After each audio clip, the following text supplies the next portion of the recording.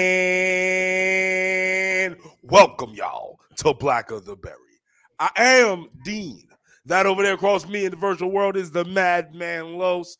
And we got a motherfucker in the building today. Yes. Now, special guest. I didn't want to go ahead and sound like DJ Envy, Charlamagne the God, and Angela Yee over there at the Breakfast Club. Right, well, you know. We goddamn sure do have a special guest, though, because if you're sitting there on your goddamn phone, I want you to go to your Instagram machine, right?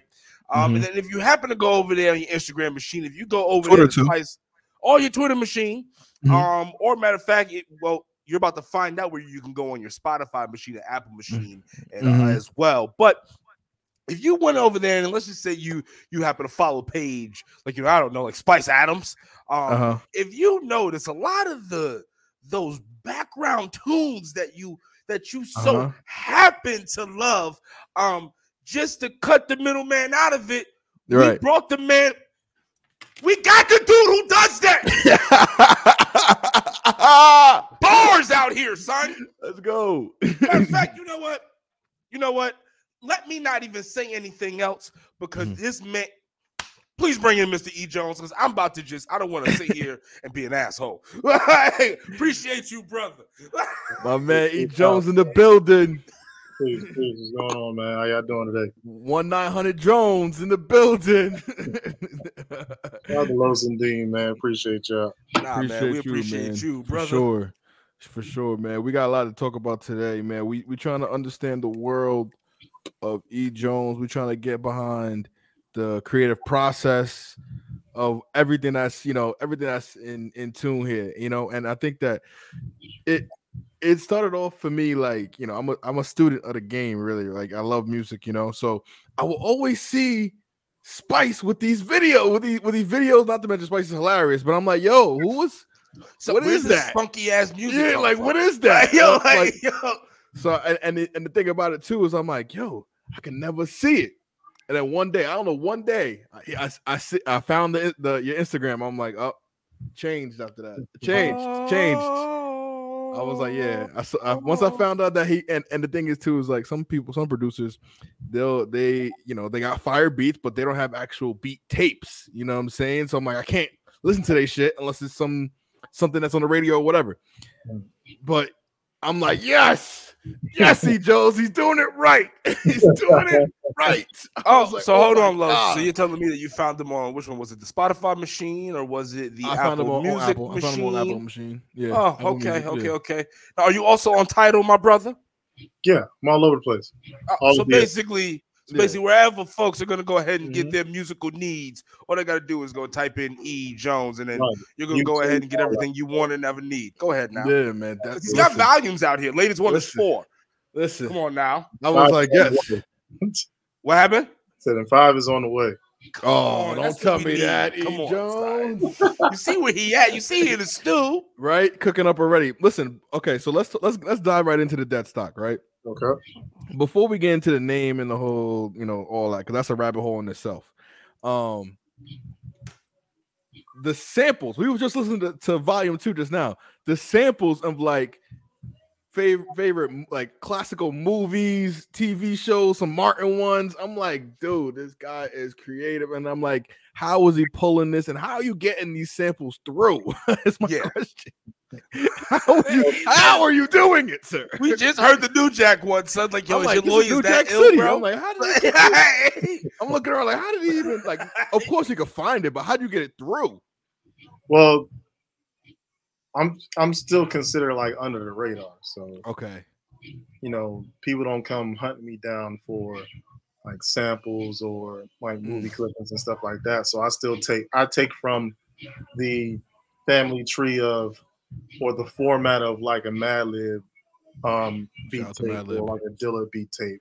Oh my god! Because when I listen to those, I'm hearing like either like old clippings from like the 60s or like they have like Madlib, like one of my favorite Madlib joints, man. He has like an actual, what is it, like it's a Chinese food delivery guy, like just saying like I'm about to leave, like stuff like that. It kind of like kind of draw you in or keep you tuned in. It does.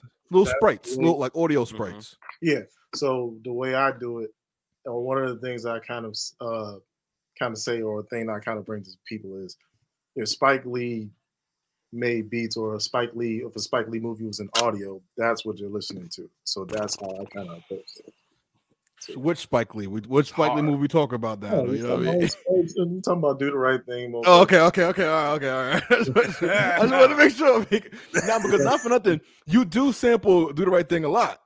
You know, and okay, all right, there we go. That makes sense, because I'm like, yo, he got the pizza scene when Mookie's bringing in the pizza, the morning show. I'm like, dude, and that's the one that really got me, because Spice had this some Spice usual, you know, videos at running amok. You know what I'm saying? So Spice 24/7. She's like that 24/7. Son, Spice got chill, bro. Yo, Spice be out here like, yo, Spice got chill, son. So that so shit I heard it. crazy. So I heard. I'm like, when I heard. I think it was the Quiet Storm one.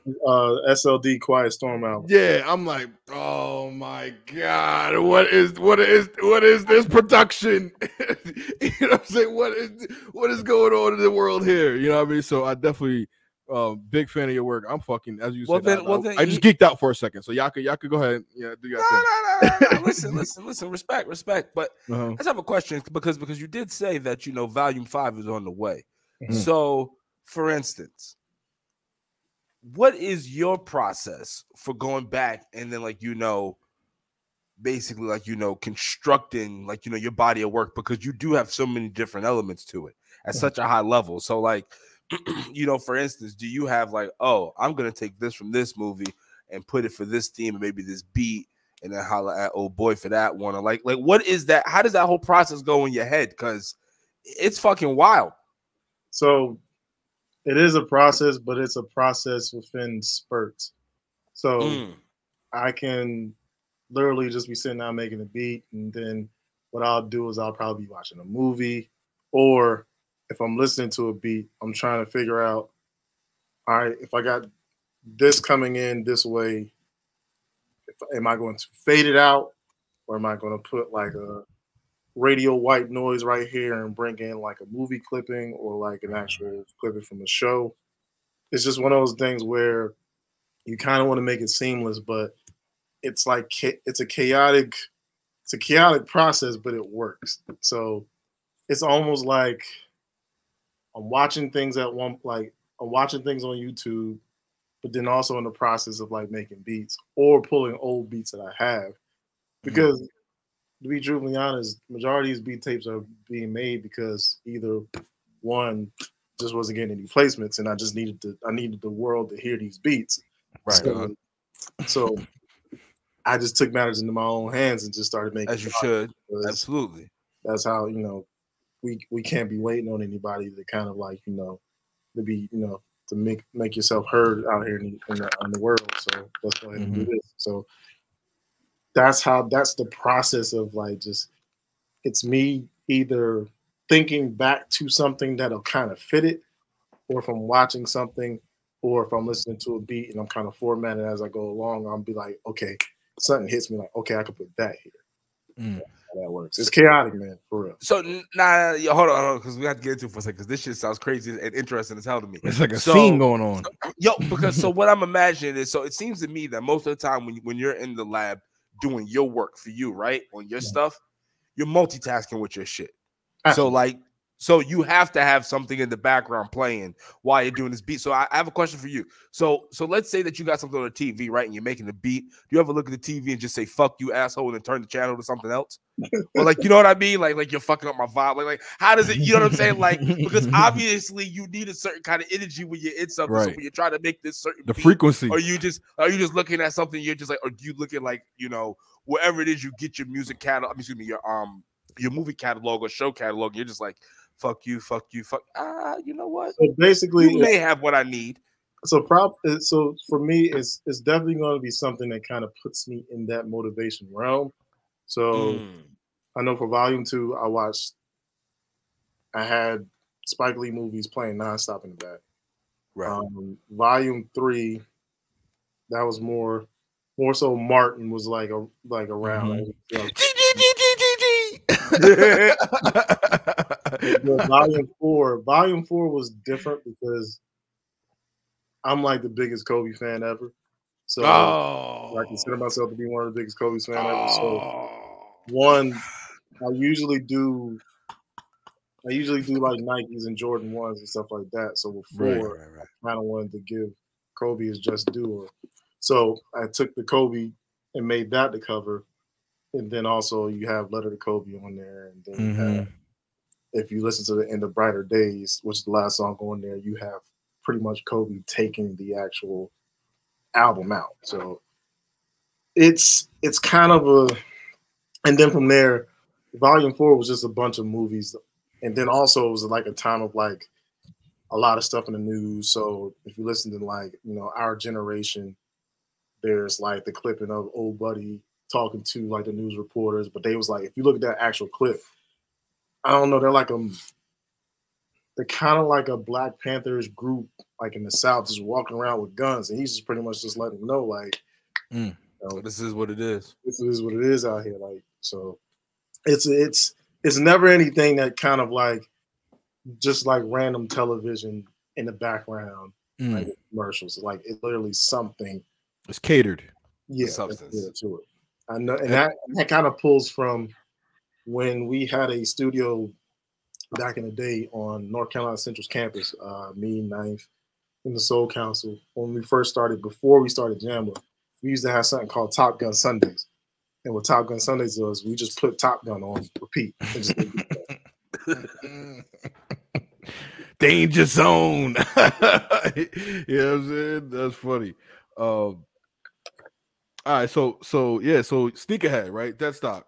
Yeah. Like, what's so Jordan 1s? What is the colorway you rocking with? Like maybe, I know it probably can't give me one, but maybe 3 to 5 top Jordan colorways or the numbers. Oh man. Well, bread 1 is the one.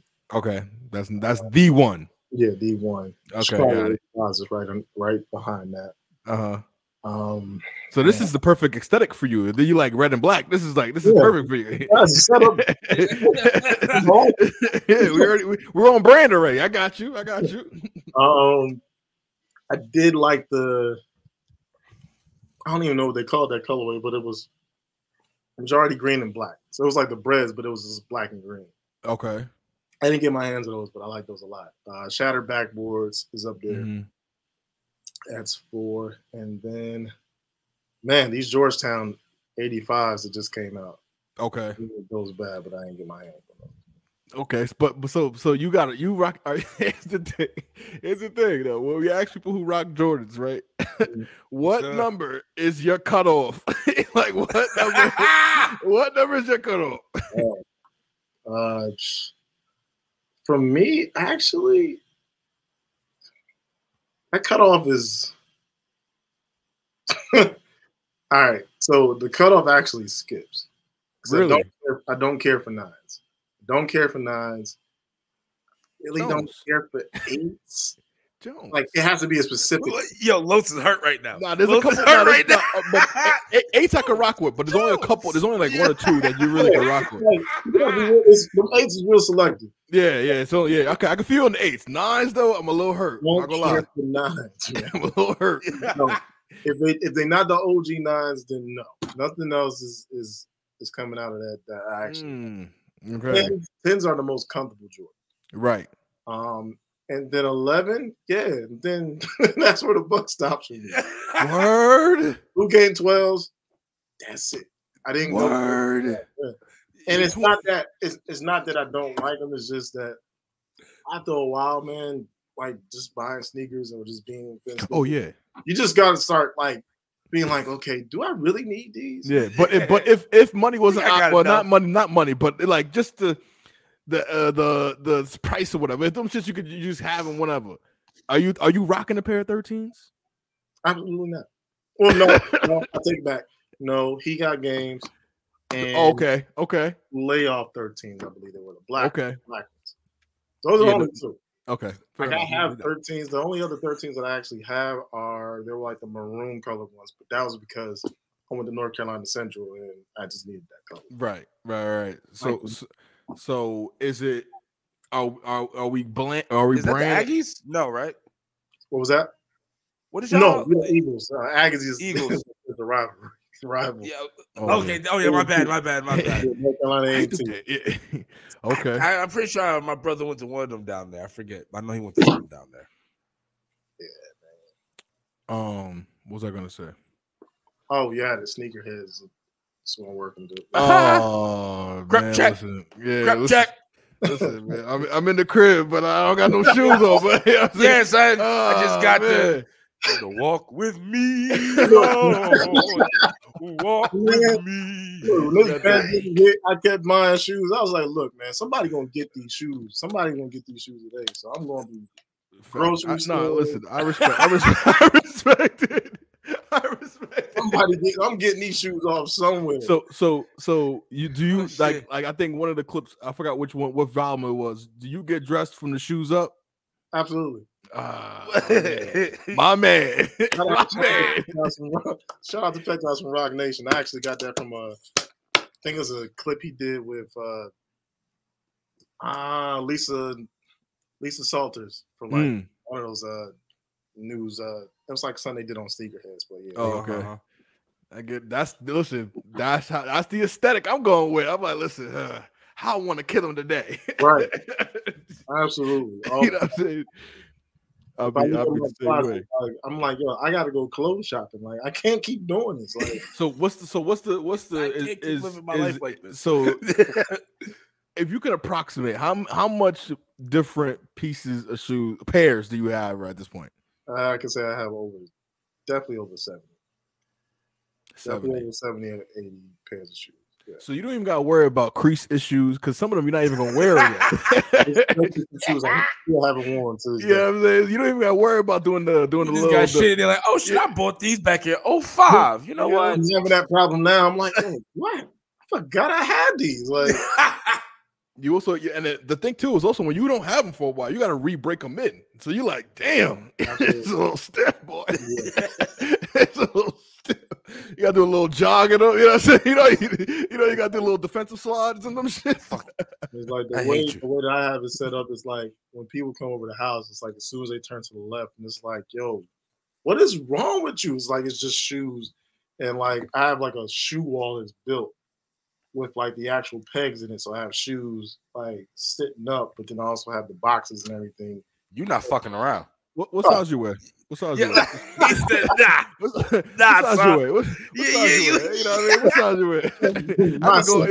You say you could sound like you go shopping at Jones' crib. You know what I'm saying? You're like, oh, this is better than eBay. You know what I'm saying? It was like I got to keep the windows down in that room.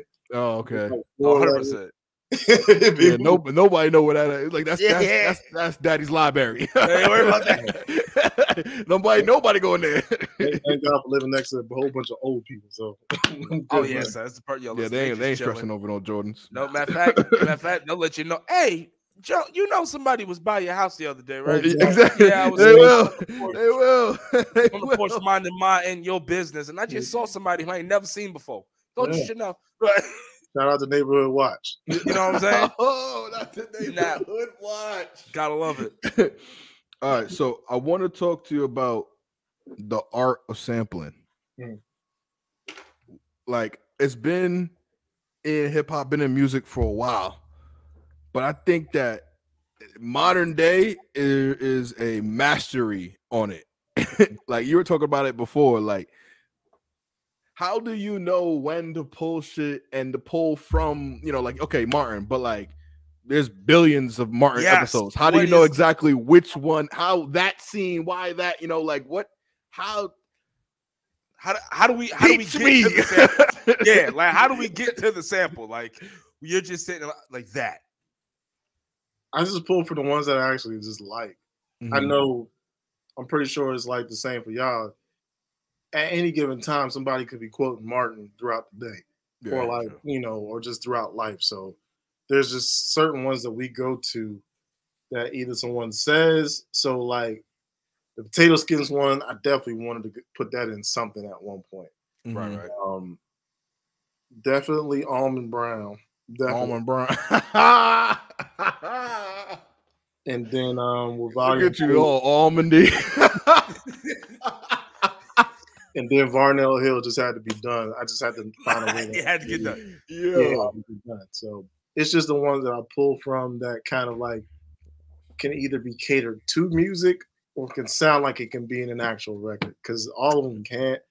But it's like it's just that weird science of like, you know, seeing sounds and things of that nature when it comes to musicians, or just, you know, that we just see things as it's happening or while it's playing out to where it kind of just fits, or you know what's going to fit where.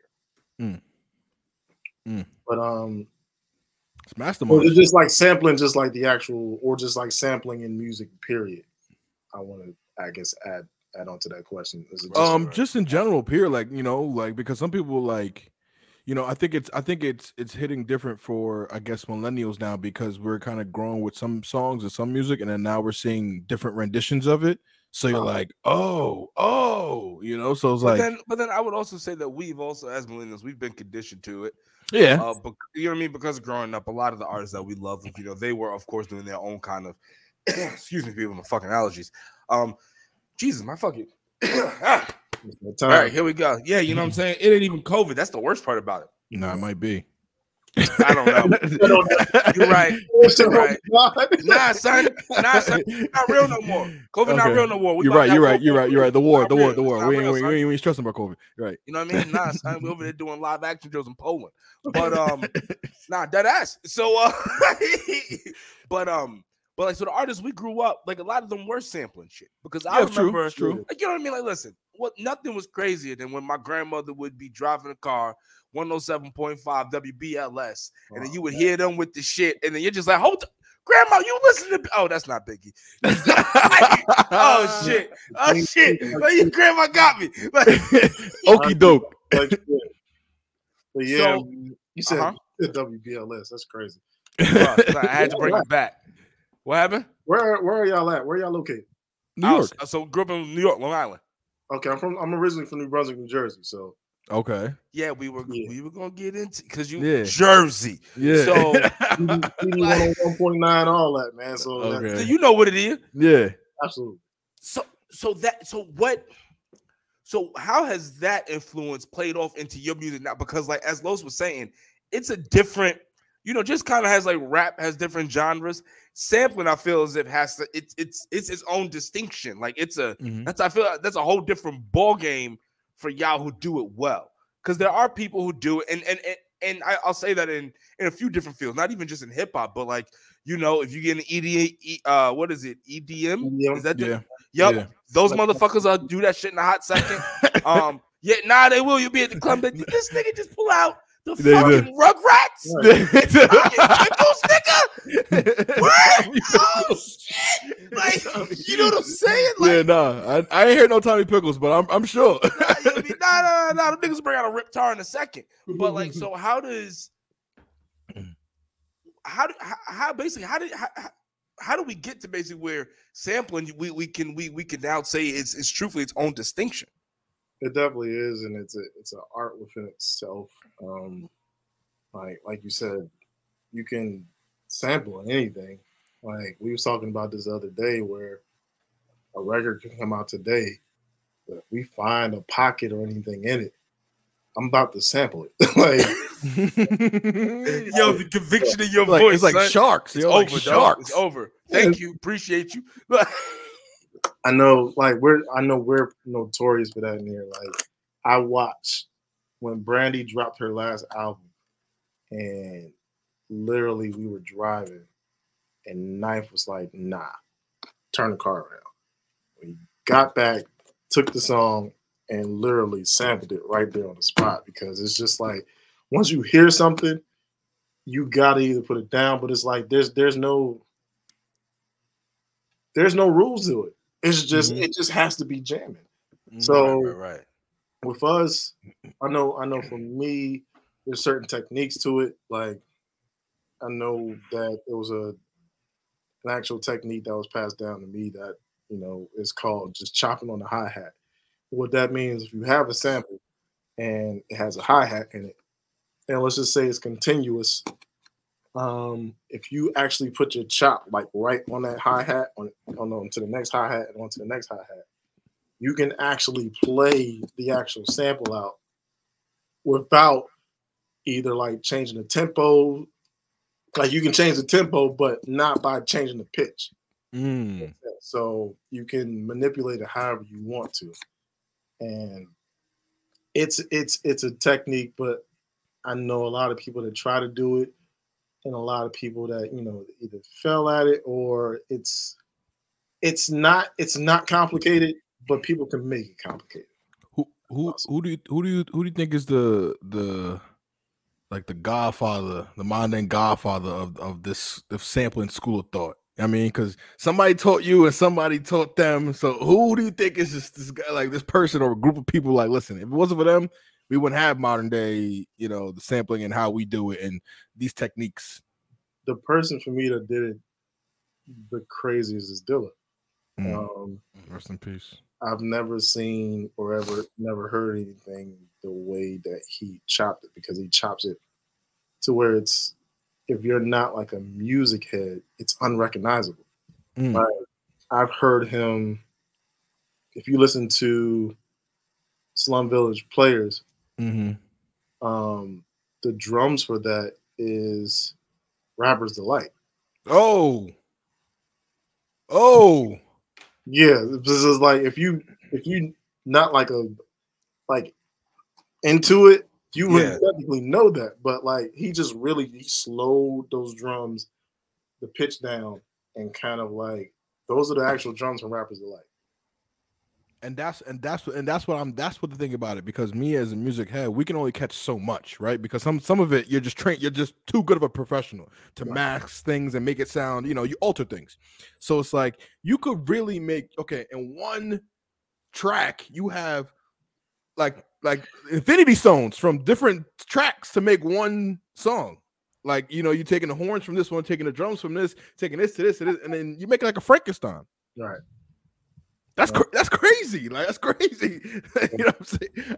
To me, it's like sometimes I'll be listening and I'm like, is anybody not baffled by what's going on right now? Like, am I the only one that hears this? Because sometimes people just think it's dope, but people don't know like the actual Easter eggs within it until people like until you have like those DJs that are like in LA or like in New York that actually do those sets to where they kind of break those joints down for you. Right.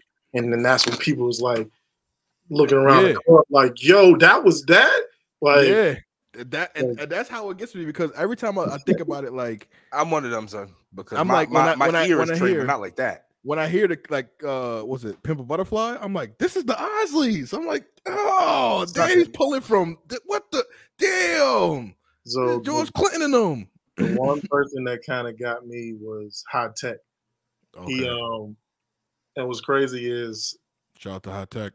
He did so if you listen to, what is the joint? The Blast. You for nothing ain't quality. So that part. Right. That's Boogie Nights. Boogie Nights. This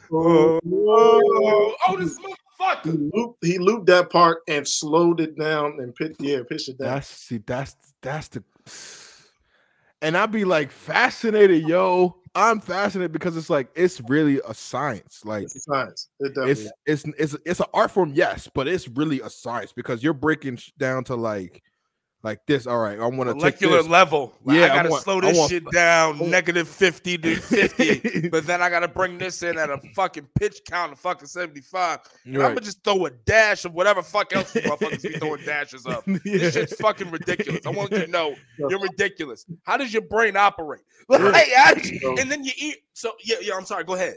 So it's Dilla, it's Madlib, and then like Knots and Crisis, two people that I gotta sit with every single day. Like Crisis is ridiculous. Like Crisis, I got some of his beats on there. So it's like just one of those things where, man, it really is a science, and then also it's a joy to see when you do get producers in a room and there's producers who don't do it, and producers who do it, and they just be looking over like people's like computers, like, yo, how did you do that? Or like, what did you do to get that? Or like, yo, you're fucking sick. Like it be shit like that. It's like a joy to watch, man. But it's all in dopeness and just, and just bigging each other up. But yeah, that sampling thing is crazy, and it hits you at a certain time, whereas it's like, I think I can pull this off, and then do, and people like, and then people hear it's like, how the fuck did you do that? It's just like I don't know. I just heard something. You can't even explain it. Yeah, and like you just start to fucking cook it. We hear samples differently, man. Like I know I had the Shaft in Africa sample since I was in college collecting records. And then when I heard Just Blaze do "Show Me What You Got" for Jay-Z, it's just like I could have never pulled that shit off the way that he pulled that shit off. Right. So I have a question. So like with comedians, right? Comedians will get a thought in their head, and a lot of times they gotta write that shit down, or else it's lost to the end of time. Do you have that same thought? Like, if you happen to be out somewhere where you can't just abruptly like so have you lost how many beats have you lost, do you think? Thousands. Jesus. Thousands. Probably like 4 or 5 this week. Damn. Jeez. But how urgent are you in that moment to, like, obviously some situations you can't leave, you know what I'm saying? So it's like, are you like, damn, all right, I gotta go. You know what I mean? Or like, you write it down on your phone? Like, it can be like that, because sometimes notes don't even voice notes don't do justice, because it's like you don't hear it the same as a voice note, because you're like, all right, I can't carry a note. I can, but it's not to the point of how I heard it. Right. So I'm either going to try to pull from what I thought I heard on the voice note, or just get to it when I can. If not, it's gone. And not for nothing, those are gold mines. you're not just losing no throwaways. You know what I'm saying? Everyone's a hit. You know what I'm saying? We need those. We need thousands. 4 or 5 this week. Listen. I mean, crazy. let's not mention like the beats that I've actually like lost due to like hard drives crashing. Oh no, we didn't want to get to those, because I know that's painstaking. I know I didn't want to get to those. Because that's not even your fault. That's just like mechanical issue. Like, you know what I mean? Like, I don't want to get to that. What happens? Like, what do you like? What when you walk into the room, you turn the shit on, the shit's not fucking working. The computer's not working, the device is not working. What is the whole process going on in your head? Because at that point you're like, I got to rebuild everything. Well, half of the day is gone for you trying to actually get it to work. So because you're not going to give up that easy. Yeah, I'm not giving up at all whatsoever. And then, like, if it does come up, but it comes up with an error, I got to try to drag something over. Like, even if it's just a file, if it errors out and I put it on the next hard drive when I try to turn on the actual program, so be it. But I've lost 2 hard drives at different times. So, but granted, it was like when I was like in the early stages of doing things. So, God, now you got cloud. You got cloud storage now. You good? Start looking up in the sky like, you motherfucker, Jeff Bezos. Yeah. Like, with my terabyte, you know what I'm saying? Like, it's different now, I think, you know what I mean? Because, back then, not like, I'm back then, but, think about the different process. We had jump drive, flat drive, floppy disks. Now we got terabytes and all different type of servers and stuff like that now. You know what I'm saying? Came a long way in the storage game. You know what I'm saying? Absolutely, man. Absolutely. Especially when I was like on the MPC and we had like floppy disks. Oh, yeah. Don't let that get, laying around somewhere and then like put it in the happen. Shit just gone, or don't. Definitely have those trials and errors. Painstaking right there. Yeah. But hey, it makes you a better producer in some ways. It's crazy to say, because it's like, okay, I lost it. Can I remake it? And I know that. Crisis is telling me is a story the other day, yesterday, about Knots, where he lost the beat for Straight Spittin' Part 2. I think that was on Rod Digger's album, where he actually had his ASR and tried to plug it into Pro Tools, and the whole ASR shut off. And and lost everything. So he had to make the beat right then and there on the spot of what he could remember. Yeah, and that rendition is never the same as the first one he made. Damn. And you gotta listen, and that's the crazy thing about it, because you're like, technology's a motherfucker. How did it sound in my head? You know what I'm saying? So that's where it's like, oh my God, I can imagine. But then here's the thing though. Yes, and that's in those situations, because obviously you got to look at it like, glass half fucking, like, glass half full, because it won't be the same beat, but I can make it better. Yeah, like what, you know what I mean? Because maybe there was a few things that you forgot to put in there, or now you can kind of like, maybe change the mold a little bit different. You know what I'm saying? But aspect of it, yeah. Do want to bring up something, because wait, before you do that, I just want to do this because this is trendy. This is I would be remiss if I didn't say this. E. Jones is not only, he's getting the recognition that I think that he should be, and a little bit, I think he deserves a little bit more. But right now with Rooftop Summer, man, like what's going on with the challenge? Everybody doing the different poses. So one, I'll just go ahead and say this. One, Patrick Cloud came out with that challenge. Oh, okay. Right? But it's just sound. It's just sound though. So it's sound, yes, it's my music. So I definitely big him up for using that joint for the challenge. Right. It's just, it grew from there. Like everyone knew of Rooftop Summer, but this just took it like crazy. Like a couple of times, but adding a challenge to it, that's where it was just like, okay, this is something different. Because hold on, do you mean this challenge? Yeah. Okay. Oh, that fucking beat is fire, nigga. Hold on, we gotta let that shit go on. Hold on. We gotta let that shit go back. Come on, one more time.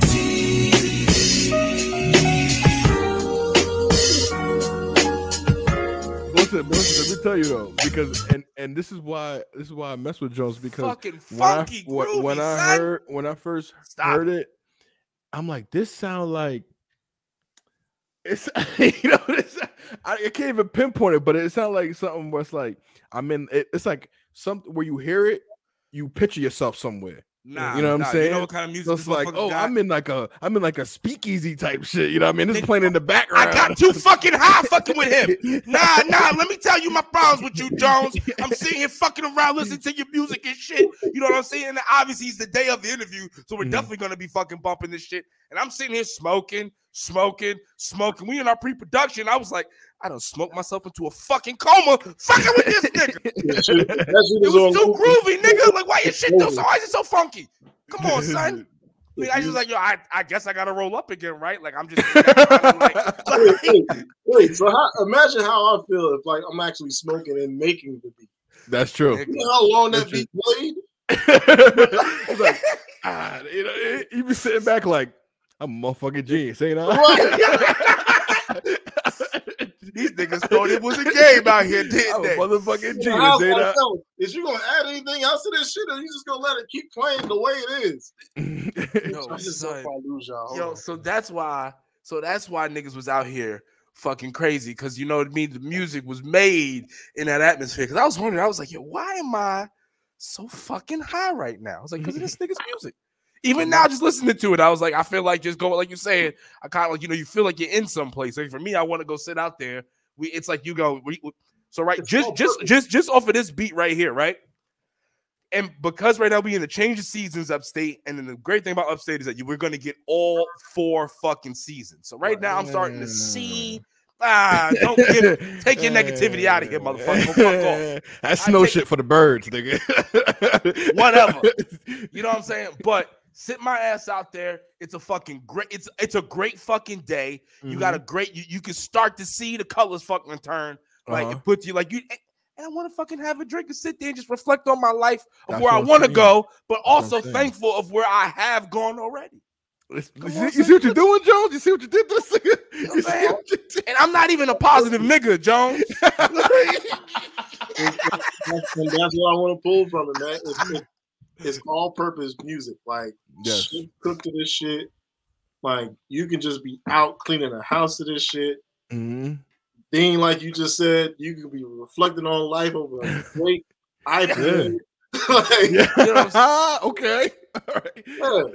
Yeah, that's it's just one of those things, man. Like, I know a lot of like parents listen to it with like the kids in the car going to school, whatever. Yeah, that's what that would be my thing. Videos like kids in car seats bobbing their head, like, man, that shit would be on time. For me, it's crucial because you know, where I work, I'm dealing with numbers and answering the phone all day, so I can't even have music playing that's with words. You know what I'm saying? Because I get distracted. So I'm like, beat tapes is like a blessing to me. You know what I'm saying? So I got this playlist. This playlist is so much. It's like a week-long playlist. That's how much music is on here.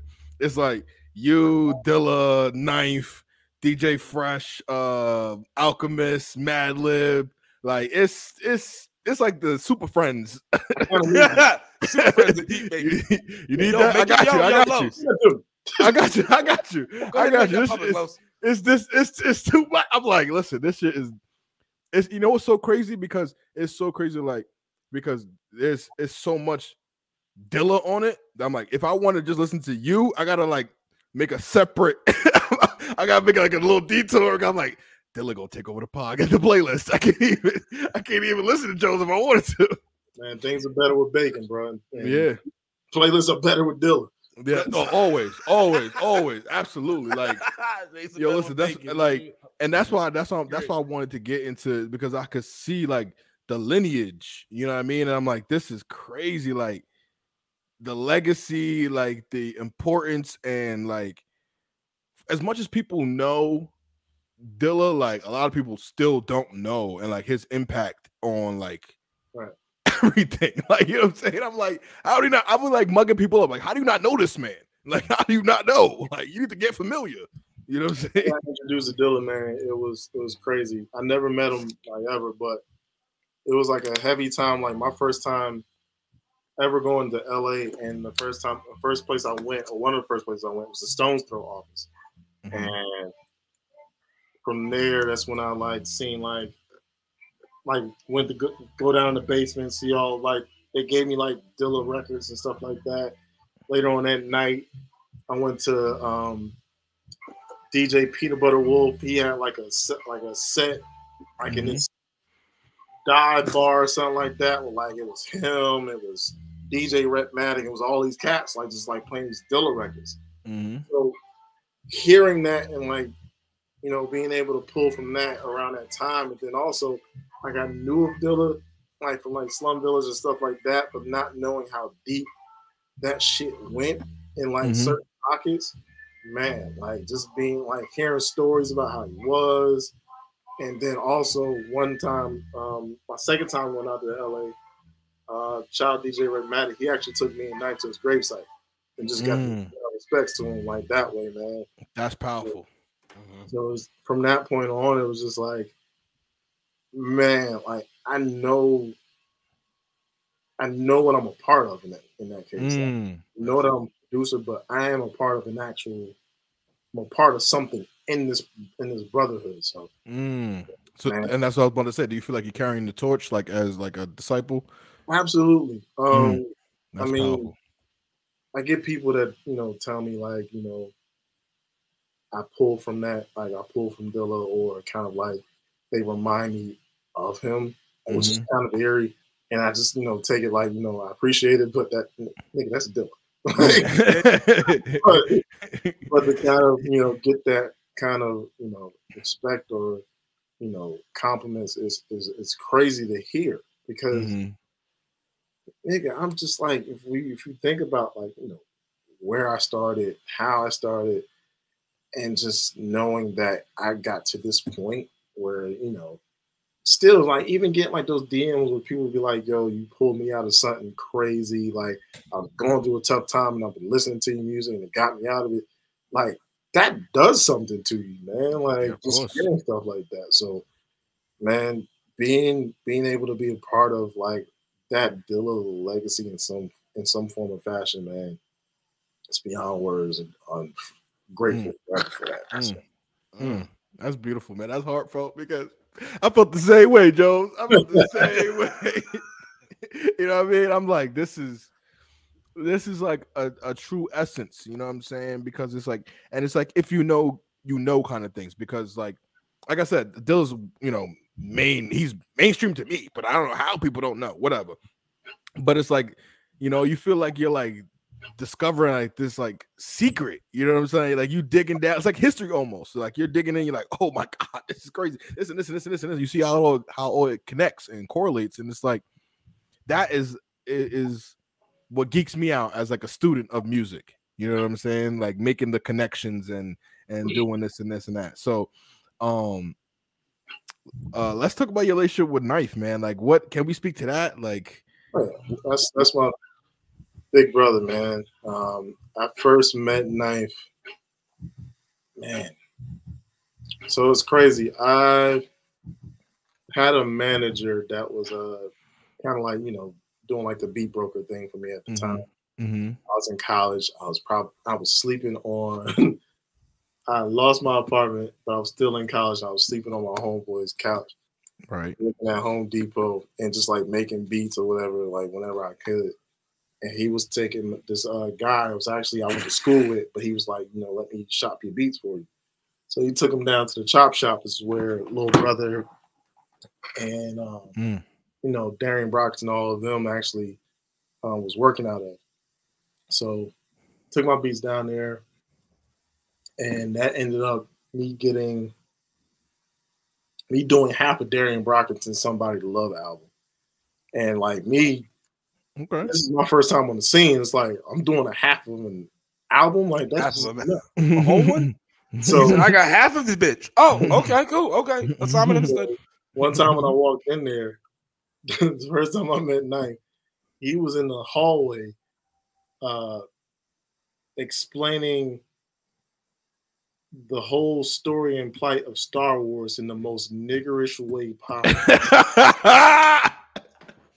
And he does it to the nigga, like, you know, like Luke, what I'm saying. Nigga, exactly. You know what I mean? All right, boom. So Darth Vader coming.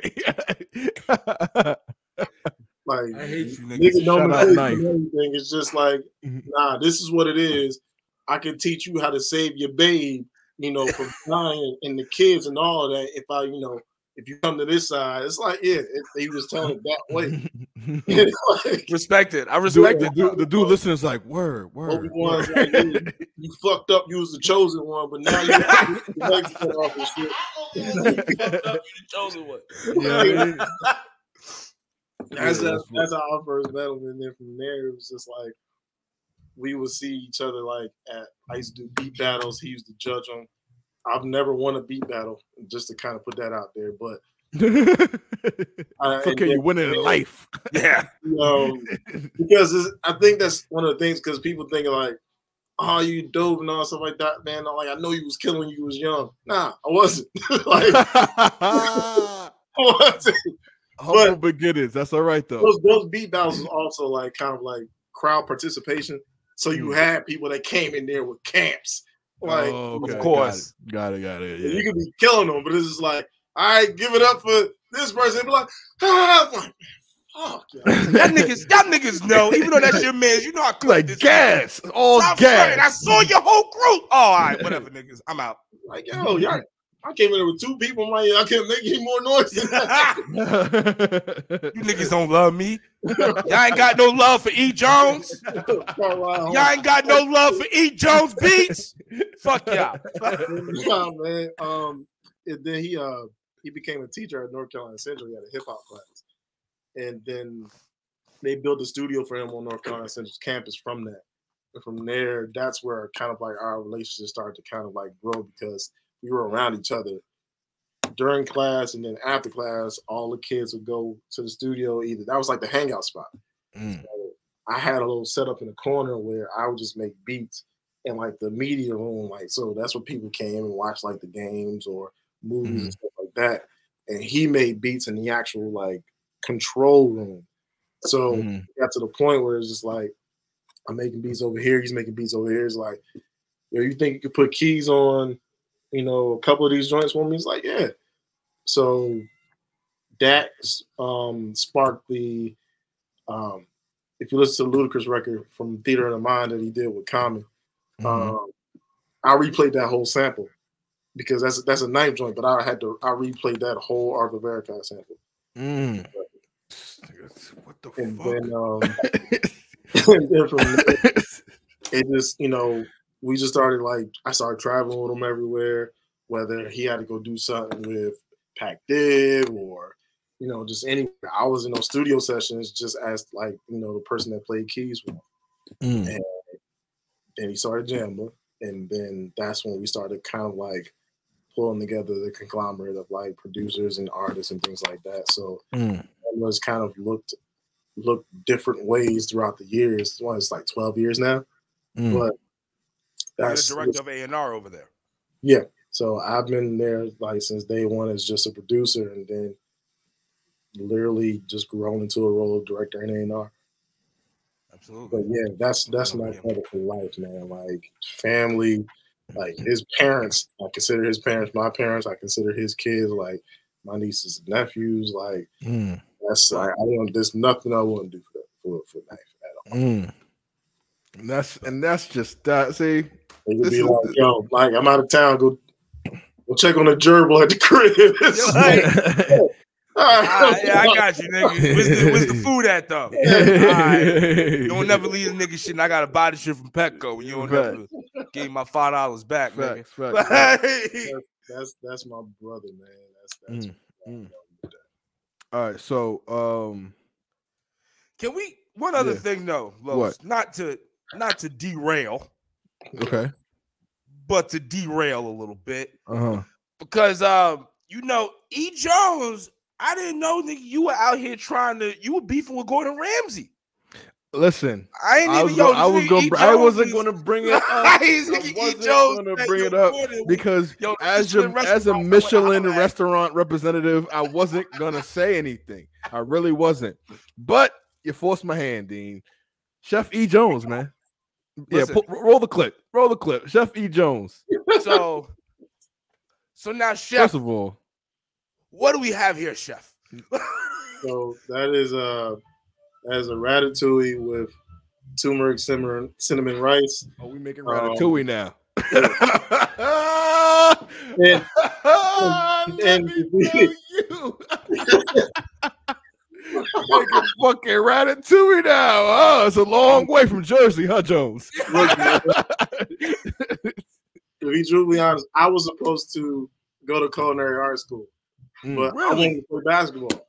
So I went to North Carolina Central, but if basketball wasn't in the actual cards, I would have went to Cordon Bleu or something like that. Just something. Food is your first love. Absolutely. Listen, okay, Jones. hold on. Honey truffle mustard wings. Hold the fuck up. Because motherfuckers don't understand. And I've never had a truffle. I only even know about truffles because I watch cooking shows in this piece. But truffles are one, expensive as shit. But number two, how do you even cook with what do you do with truffles? I've seen people do some shit with truffles, but what do you like doing with the truffle? It's very potent, so you have to scarcely use it because if you get it on your hands, you be smelling like truffle all day. I've seen somebody get it lose in Next Level Chef because of their truffle game was weak. You know what I'm saying? Because the nigga tasted and he was like, I don't taste no truffle. When I taste truffle, I taste truffle. And then the other bitch, you almost got eliminated because you put too much truffle. So it's a fine fucking. It's literally a balance with this truffle. With the truffle shit. It is a balance. But yeah, man, it's mainly a sauce first. So you season your chicken however you season it, but then that's not like Paula Patton or don't listen. You gotta cut it out. What, nigga? I told E. Jones earlier I'm not the positive type nigga. His music just makes me positive. It wore off. Not the Paula Patton. Not the Paula Patton recipe. I don't have to ever eat her chicken because wherever she is. Listen, you're seeing the clip. Yeah. I'm like, wait, you season it in the oil? Is that? I'm like, that's why. I'm like, I've never, ever.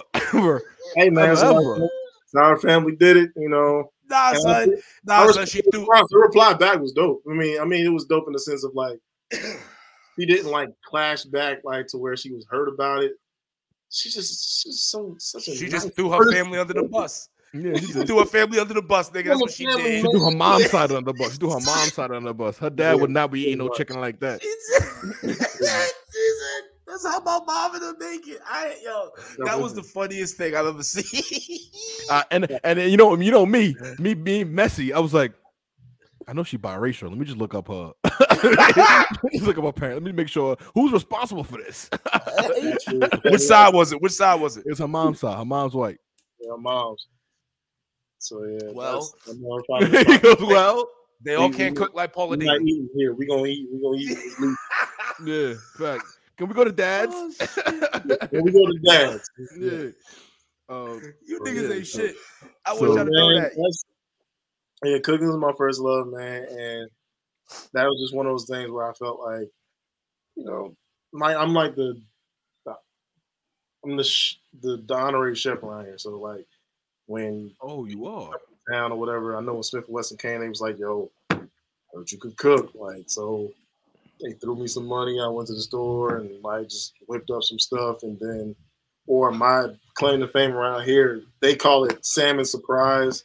I don't know why they throw surprise at the end of everything. But it's salmon rigatoni. So, okay. They don't know. It's just salmon, whatever. Yeah. But yeah, man, that's okay. So is the salmon rigatoni your go-to meal? So if you were to go on, let's just say that they had a fucking celebrity chef contest, right? And they're like, "Yo, E. Jones, now you talking spicy now. We need you to come on out here and do the goddamn thing. But to get on this motherfucker, you're gonna have to wow these three bastards first. What is that go-to meal for you? What are you bringing out the gate? Salmon surprise would be it. Salmon surprise. Okay, that is so many times in like the past 2 years, like perfected. I just know it front to back now. And Jones, you look like the type of chef that, like, you know what I mean, you got a little like how grandma used to do. You just eyeball shit. You know what I'm saying? You don't you know what I'm saying? The ancestor said it's good. The other ancestor said I need more though. I was a kid that watched my mom, like I'll just be in the kitchen with my mom, just watch her cook, because I knew, like, you know, if they was like out and about and I was hungry, I had to fend for myself, so I had to cook. So I've been cooking at a very young age, man. And then when I got down here in North Carolina, that's when I got into the grilling aspect of everything. And oh boy, listen, Jones. Wait, Dean. Wait, Dean, because I'm just saying, man. Nigga, I love food. Come on, son. Jones gotta stop. You gotta stop. Listen, Jones gotta come to the Sour Hour, man. That's really what we gotta do, because this is, you know what I mean. For those who don't know, Sour Hour is my food review show. You know what I mean. So Jones would be perfect. I wish I knew, because now Jones shit could have been on the show. You know what I mean? So we're gonna have to get Jones, especially for the Sour Hour. Yes, because, but before we do that, Chef Jones, my bad, Chef Jones, Chef not E. Jones, nigga, come on, son. My Chef E. Jones. You know what I'm saying? You gonna disrespect my chef brothers and sisters. Yeah, I got it. Okay. There's levels. So here's my question, because of grilling, obviously you're down in the South. Grilling's fucking big, and smoking too. Oh my god. So now, have you participated in grilling or smoking a hog? Actually, no, smoking a hog. Like the pig picking that they have, yeah. I haven't done that, but I've been to one. It's wild. It's wild. It's wild as shit, ain't it? Hog on like this smoker or on this grill for like 6 hours though. Yeah, they out there early in the morning. That's the thing I hate about smoking though. Coffee is dust out, like it's doing everything outside. It's cold, making the pit. Yeah, it's crazy, man. But that's the thing though. You gotta wait. You know how much times you gotta eat in between smoking, that the smoking, whatever you smoking. So the one that I actually been to, for like the job that I actually have, I work for this company called Citrix, and Torrey Holt, okay, Pro Bowler, Hall of Fame, Famer, yeah, man, he'll be a Hall of Fame wide receiver. Let's put, no, he's a gold jacket, But he lives out, he went to NC State, so him and his brother, they have a Hall Foundation, and they throw a flag football tournament every year out here. And it's like the companies in the area, it's wild to see, because it's like all sorts of people. It's like, Bank of America has a team, So it's everybody that works at Bank of America, and we play flag football for one day in this tournament. And when I tell you, you play like 4 games. You play 4 games to start, 4 or 5 games to start. Then from there, whatever your record is, they seed you for the playoffs. By the end of the day, you probably play. If you make it to the championship, you probably play like 8 games. Flag football. Motherfuckers is grown too, so you know they going. only the strong will survive. Yeah, icy hot in between. So this is a crazy thing. You're also drinking throughout the day because it's like a big event. Right. So one year, my quarterback was drunk as shit. Like drunk as shit. We called him Shane Falco for the whole for the rest of the day. So, but bro. It's so, and then from there in the parking lot, they're tailgating. Oh, this is great. So literally, you either football. You probably got like 2 or 3 pigs out there, just like the grid, because it's just what they do. Like it's a Muslim's nightmare. Duke Hospital has a team, and they're known for like their drinks and their Jello shots and all that stuff like that. So people go to their tent and get fucked up, and then they'll probably go to like somebody else's tent and get food. But it's a bunch of food, a bunch of liquor, a bunch of alcohol, a bunch of injuries, and a bunch of Pedialyte. Man, it sounds like a hell of a time. We need to cover like a hell of a time. time. This could be perfect if we covered this, because this is I'm here for all of that. Man, it's crazy. Hold on, Los. Yes. Did we go back to 95? Wow. We on dial up? We on dial up right now? Your shit went straight AOL. No, it didn't. No, Jones, no. He said, "You've got mail." Stop it. That Mac was the worst. Headroom over there, man. Listen, that was the worst, yo. When somebody would call the phone when you're on the computer. Oh, bro. That dial-up. Son. Let me tell you something. I never wanted to kill my auntie more than anybody. Listen, I remember when you used the internet, the phone could not be used. And I remember my uncle, my grandmother, somebody come in the room, be like, "Yo, get off of the fucking computer." I'm just like, I'm sorry. I didn't know that Sister Ethel was supposed to call you at 3 o'clock. I got to make a phone call. I'm like, go ahead and review this building fund that hasn't done a goddamn thing. Church look the same. Oh, sorry. Doom. You just brought me up to this, Dean. Think about this. In Black news, how we feel about the BLM founder buying a house in was it California with $6 million? Oh no, with stolen funds, you mean with the stolen donation funds? That's what I said. You said no. You said she bought a $6 million house. I just want to make sure. But she did buy the house, because this is the same BLM. Now, if I'm not mistaken, this is the same organization that did have on their website when you look at the mission statement. No, this is the same BLM organization that didn't care about the nuclear family, right? Like they actually want to go at the traditional family. Is this the same BLM we're talking about, or is this another chapter of BLM? Because that's what people need to realize, is that BLM is broken up into many different chapters. Some chapters are for good. Then there's some chapters are going to be for a whole bunch of nonsense and fuckery. This bitch was clearly under fuckery and nonsense. I just want to put that out there for people. And clearly. She completely was. And something else, too, we need to ask him. I know there's going to be people out here listening, being like, well, BLM, they were out there, they were doing the fucking, the violence, the riots, yada, yada, yada. Ha! Don't think it was BLM, because I have to ask you, and I raised you this question. Where'd the bricks come from, Dean? Where the bricks come from, baby? Where the bricks come from? I'm trying to figure out where the bricks come from. You got 14 bags of bricks right there. Where they coming from, and why are you shipping people?